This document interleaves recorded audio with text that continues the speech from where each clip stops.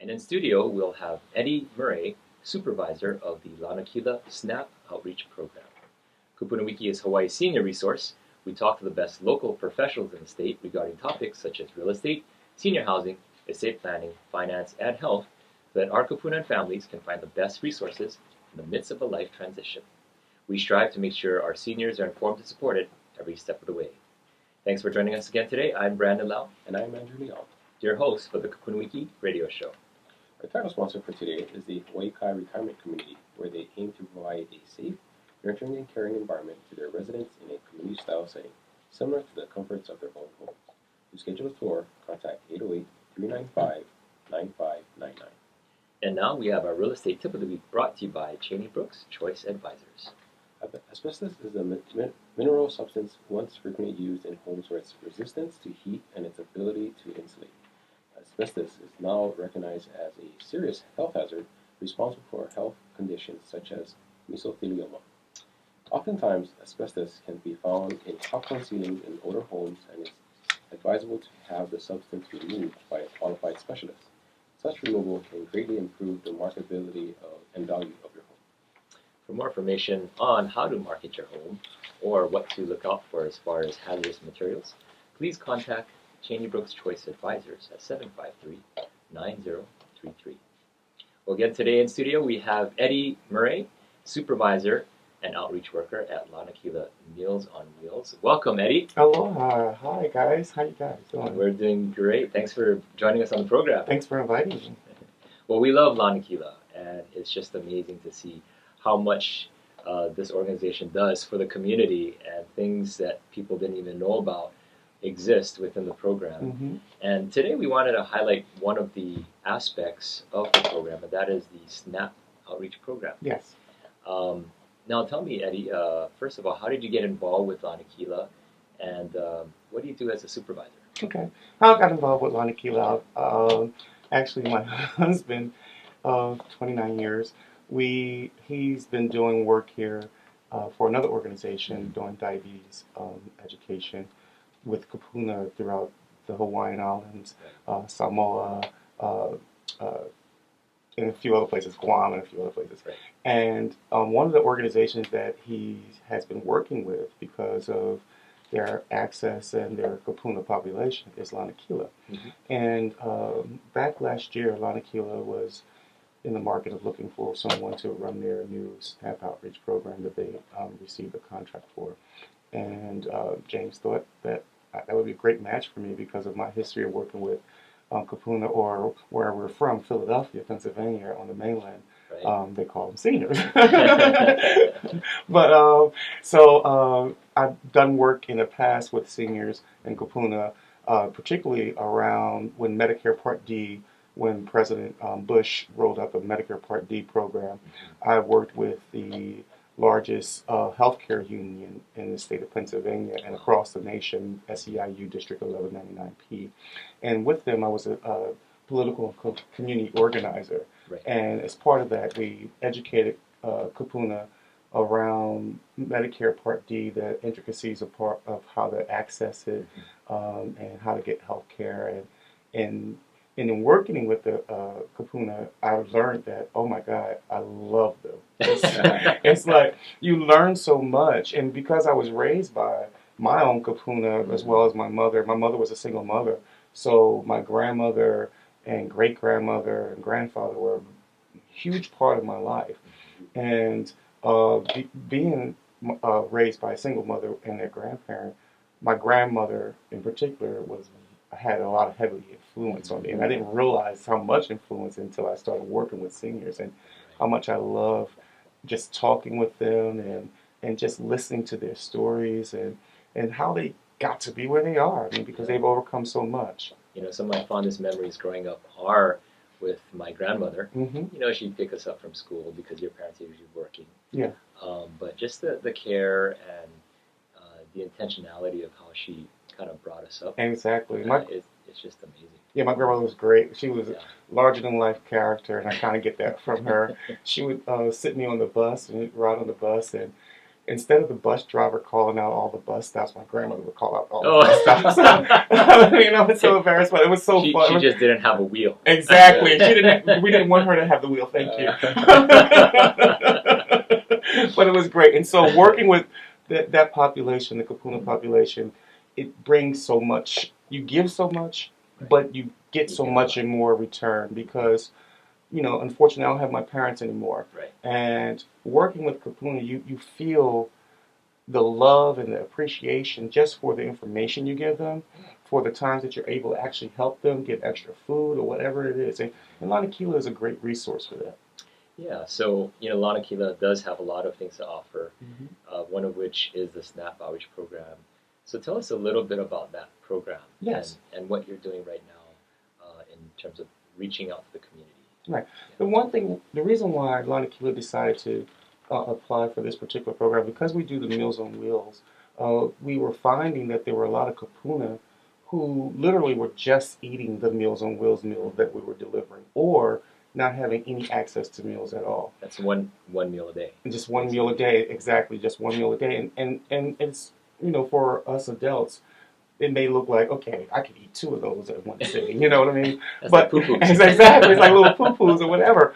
But for an older adult, that's sometimes all they have. And what happens is that the resources that they do have, the money that they do get either from their pension or Social Security, what have you, really covers enough for their rent or their mortgage, whatever it is. Yeah. Exactly, it's really tight, and they have to spend their money for medications and what have you.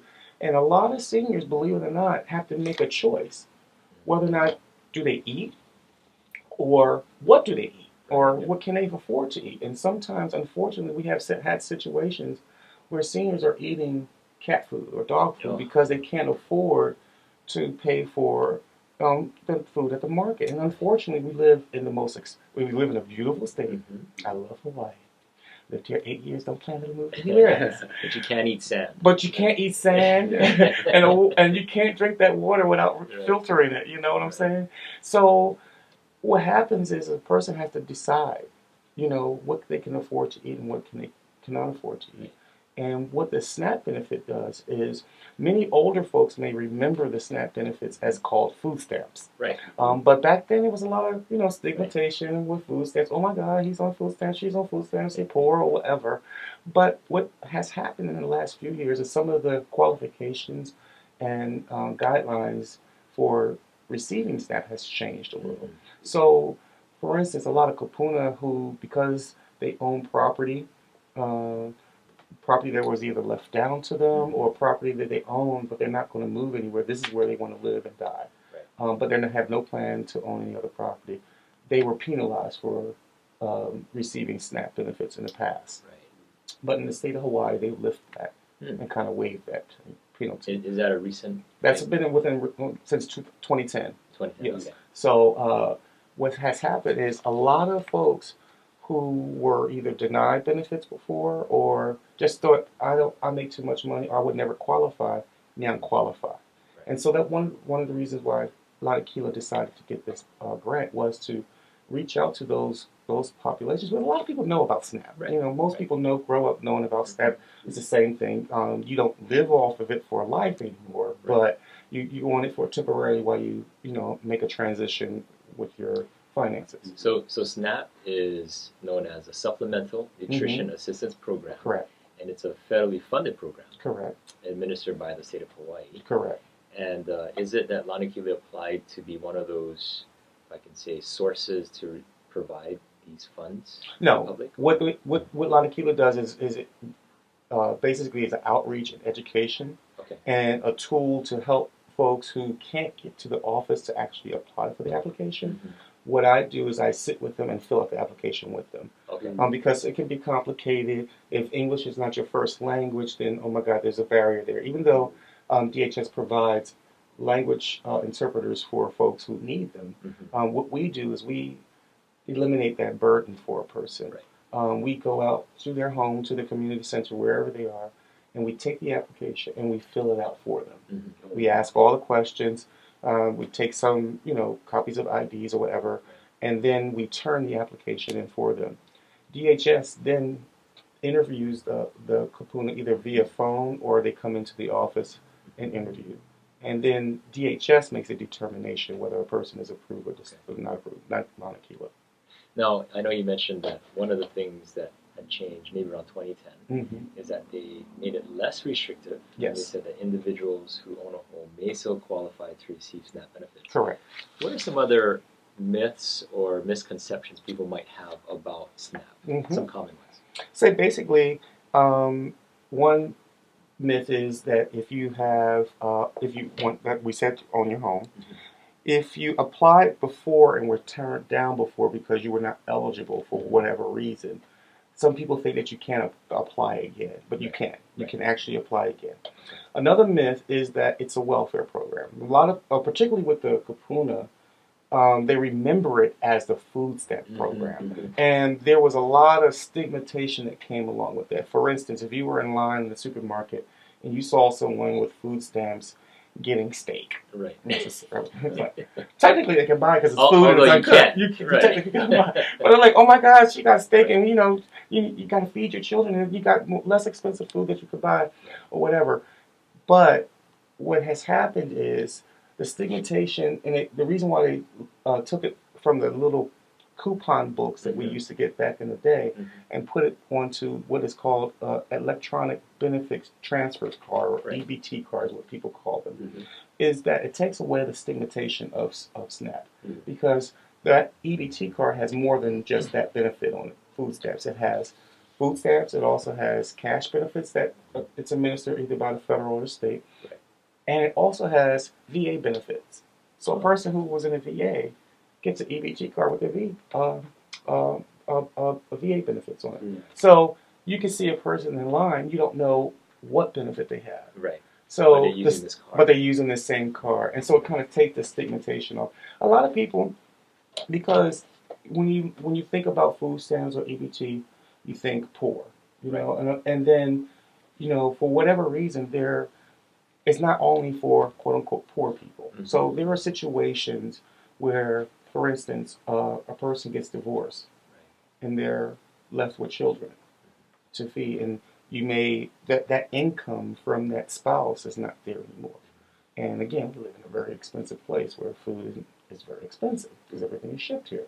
So now that mother or husband that has a children don't have enough money to feed that child and to feed the home. So now they're in a situation where they're income deprived and income challenged or whatever for the situation. And they need to apply for food stamps. So that's the stigmatization that it's only for poor people. Right. It's not. In that moment, you may feel poor, Right. but it's not just for quote unquote poor people. Yeah, and I think everybody realizes that, with the cost of living rising, Right. Fixed incomes, it's just become one of those things and a tool that somebody can use to survive. Exactly. Right, and I think if they can actually proactively do it on their own, that's wonderful. And we want to talk about that, Eddie. So after our commercial break, we're going to talk about how to apply for SNAP and some of the programs that Lanakila provides. Great. Welcome back. If you're just joining us, we have Eddie Murray with Lanakila Meals on Wheels, the SNAP Outreach Program. And in the first segment, we kind of dived into what is SNAP and how do you become eligible, and kind of talk about some of the myths. And what we want to dive into now is, well, how do the seniors apply for this? Yes. So what a senior can do is they can contact us at our SNAP Outreach line.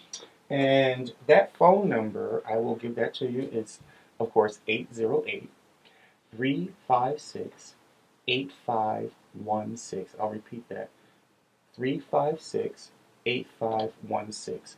And they can give us a call and leave a message and a little phone number.